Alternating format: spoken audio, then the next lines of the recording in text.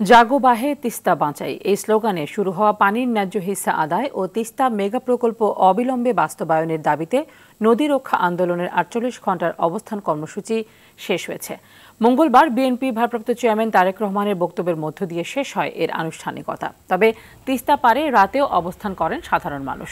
চলে বিভিন্ন কর্মসূচি। তিস্তা নদী রক্ষা আন্দোলনের প্রধান সমন্বয়কারী আসাদুল হাবিব দুলু জানিয়েছেন, গণপদযাত্রা, তিস্তা নদীর পানিতে নেমে প্ল্যাকার্ড প্রদর্শন, মশাল প্রজ্বলন সহ নানামুখী কর্মসূচির মাধ্যমে তিস্তার পানির ন্যায্য হিস্সা ও মেগা প্রকল্প বাস্তবায়নের দাবি জানানো হয়।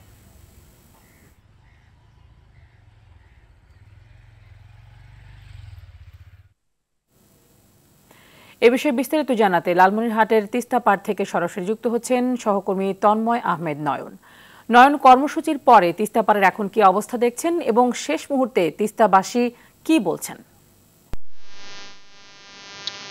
তানি, আপনি যেমনটি জানতে চেয়েছেন, এখানে কিন্তু গত ৭০ তারিখে তিস্তা নদী রক্ষা আন্দোলন নামে একটি সংগঠনের ব্যানারে ৪৮ ঘন্টার একটি কর্মসূচি পালন করা হয়। এই ৪৮ ঘন্টায় কিন্তু গণপদযাত্রা, তিস্তা পাড়ের কিন্তু পানিতে নেমে প্ল্যাকার্ড প্রদর্শন এবং গত রাতে কিন্তু প্রজ্বলন হয়েছে।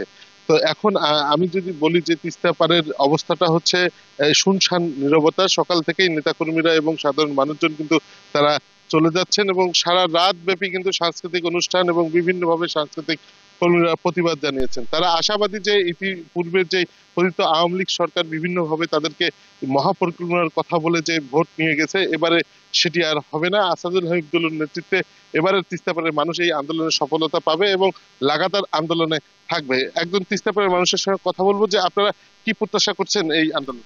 আমরা প্রত্যাশা করতেছি তিস্তা রক্ষাকারী আন্দোলনের প্রধান সমন্বয়ক আসাদুল হাবিব দুলুর নেতৃত্বে, যেহেতু আমরা ৭২ ঘন্টা আমাদের অবস্থান কর্মসূচি করার কথা ছিল, আমাদেরকে প্রাথমিক অবস্থায় ৪৮ ঘন্টা আমরা এই অবস্থান কর্মসূচি পালন করেছি এবং সাধারণ জনগণ তাদের ঘরে ফিরে যাচ্ছে। এবং আপনি দেখতে পাচ্ছেন যে এইখানকার যারা ব্যবসা প্রতিষ্ঠান ছিল এবং প্যান্ডেল ছিল তারা যাতে নিরাপদে যায় এই জন্য আমরা অবস্থান করতেছি এবং নদীর যাতে কোনো রকম যাতে দূষণ না হয়, পলিথিন বা অন্যান্য যে সমস্ত বজ্র আছে। আমাদের আবাসনের যে আহ্বায়ক উনিও অবস্থান করতেছেন, আফজাল ভাই।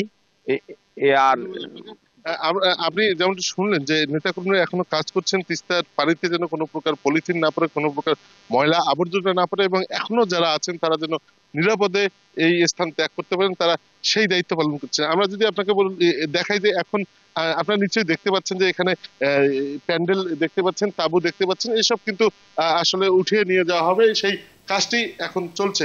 তো এই ছিল লালমনিরহাটের তিস্তা পাড় থেকে সর্বশেষ অবস্থা। ধন্যবাদ আপনাকে।